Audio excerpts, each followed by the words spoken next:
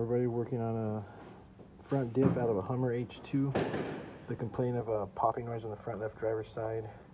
So we got the diff out and torn it apart. And our culprit here is this locking ring was actually allowing the hub portion to pop out, well, partially pop out of the seal and the bearing that holds it in place, which goes on to this guy here.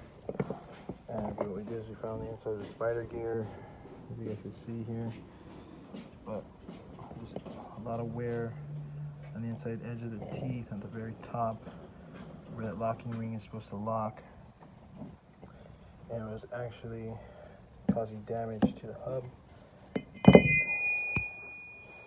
can see here those teeth right above the ring.